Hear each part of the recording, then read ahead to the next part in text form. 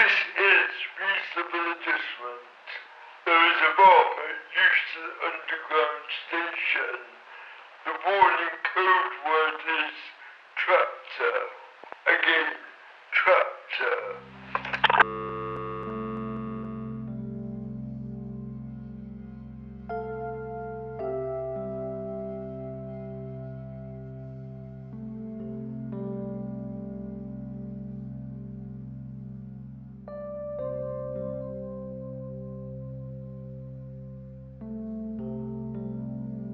The group Reasonable Adjustment, or RAD, were formed in 1989 in protest at the treatment of disabled people, and were active during the late 80s and early 90s.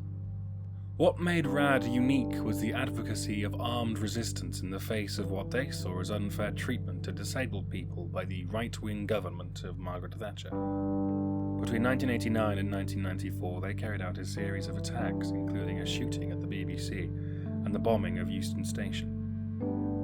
Reasonable Adjustment modelled themselves on other historical armed resistance movements and are comparable to direct action groups such as the Animal Liberation Front. However, no one was ever seriously injured or killed in their campaign of violence. At the time of Reasonable Adjustment, Justin Edgar was a student at Portsmouth Art College. He first noticed graffiti depicting RAD's distinctive logo when taking photographs for an assignment on the city environment. He began to document the movement, and this exhibition presents items from his personal collection of the last 30 years, as well as borrowed items.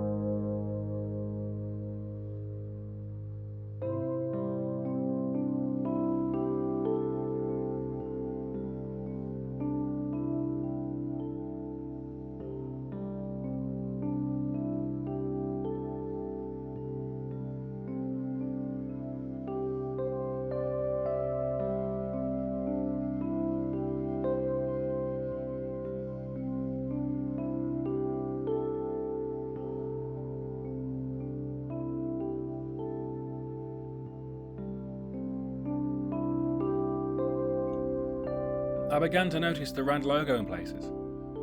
I'd seen it before in Birmingham, but I didn't really know what it was. I was intrigued, but that was before the internet, so you couldn't just Google it. A sociology student friend told me about RAD and their activity. There was a lot of cult graffiti and images popping up at the time, like Shepherd Fairy, Invader, even early Banksy. I decided that for a visual awareness project I would take photographs recording RAD graffiti, and in the holidays I went back to Birmingham and I found quite a bit in the underpasses there. I also visited my brother who was at university in Sheffield and found more. It seemed to be concentrated in urban areas. People liked the logo and copied it. Most probably weren't even disabled but realised it stood for something. It was anti-establishment. I was intrigued and the photographs led me to research RAD more. That's when I began collecting these items. I don't condone the violent actions of RAD, but I can understand the frustration of those who got involved as they were faced with a situation which was desperate. They were compelled to fight back. All of us have anger inside, but it's whether or not we choose or are even able to suppress it that makes the difference.